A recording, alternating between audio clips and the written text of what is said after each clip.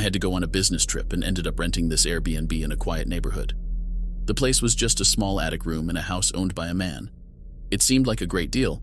I'd only be using it for sleeping since I would have meetings and work to do, so it didn't bother me that it was a bit cramped. The man seemed very helpful and kind and told me to call him if I needed anything, since he lived just downstairs.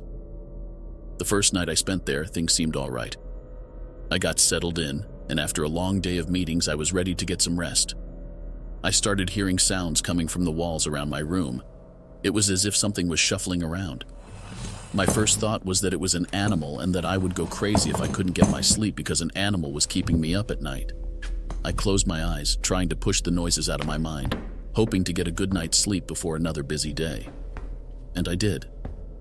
But late that very same night, I woke up abruptly. I was wide awake. I sat in my bed looking around the room. My eyes glanced over the mirror in the room, and what I saw terrified me. I saw what looked like the owner's reflection, but when I turned my head towards the door was locked and no one was there.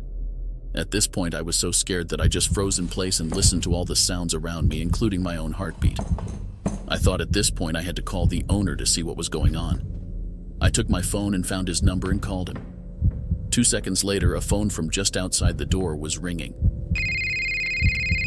He hung up straight away and the sound stopped. I went towards the door and looked through the glass. I could see he was crawling around on all fours in the tiny attic space just beyond the thin partition separating my room from the rest of the attic. It was dark, but I could see him moving, and it was the creepiest thing I'd ever seen. He climbed back downstairs. I kept quiet, not wanting to make a sound or draw more attention to myself. I had no idea what he was doing up there, but I thought that this might be the end of me. With as much stealth as I could muster, I grabbed my phone and texted my wife, who was back at home. I told her what was happening, that there was this guy crawling around in the attic spying on me. She was as freaked out as I was and suggested I call the police. I was hesitant about calling the police. If he heard me or the sirens, I had no idea what he would do to me, and I had no idea if he was armed. I sat on the chair, watching the door, and was completely silent. Now and then I would get up to look through the door.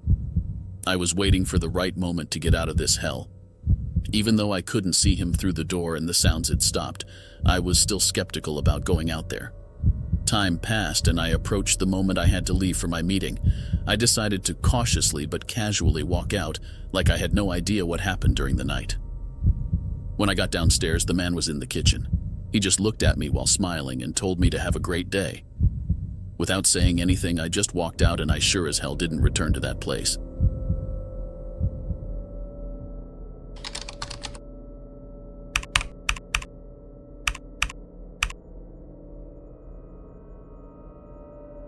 I was staying in an Airbnb apartment in Paris, looking for a room to rent somewhere in the city. The apartment itself had its fair share of issues. Its old wooden floors creaked and groaned with every step, making it nearly impossible to move silently within the confined space. The bathroom was a far cry from the modern facilities I had anticipated, with a shower that alternated between scalding and freezing water. However, the most significant source of my discomfort came from the relentless noise that ran through the walls.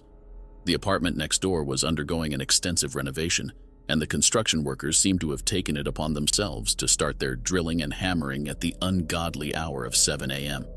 Their non-stop symphony of construction noise went on until 6:30 p.m., effectively turning my temporary residence into a deafening construction site.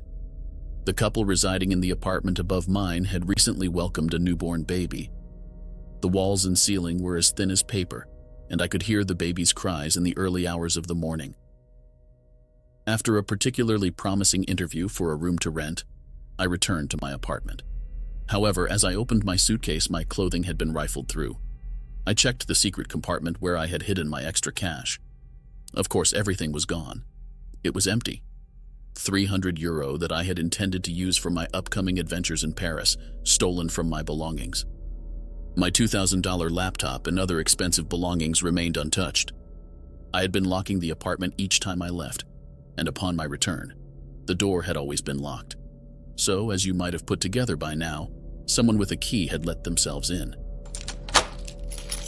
I called the Airbnb host to address the situation. Her response was nothing short of infuriating. It ranged from outright denial, saying that it's not possible, and I might have put the money somewhere else. After a tense conversation, she finally agreed to visit the apartment the next morning to inspect the situation. In the meantime, I had managed to secure a room to rent elsewhere in the city. The following morning, the host arrived. She glanced around the apartment, checked the lock on the door, and left without a word of apology or an offer to refund any of the money I had paid for my stay.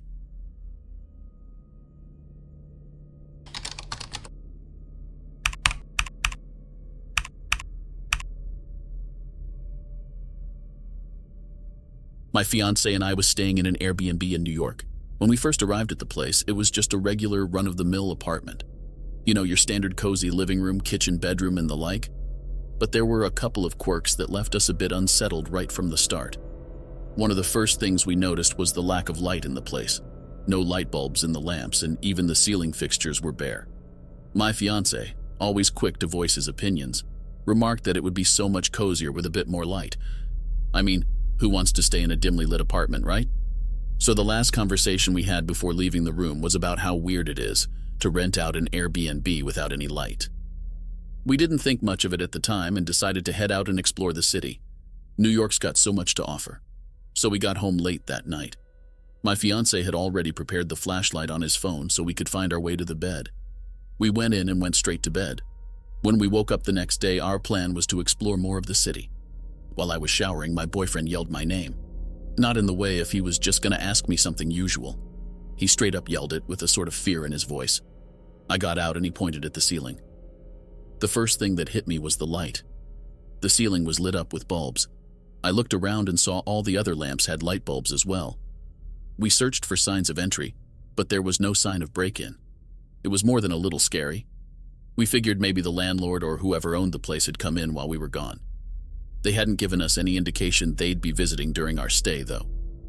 My fiancé called the man who owned the place and he said that he had been in and fixing the problem because he had heard us talking about it. We left in a hurry. We rented another Airbnb after that.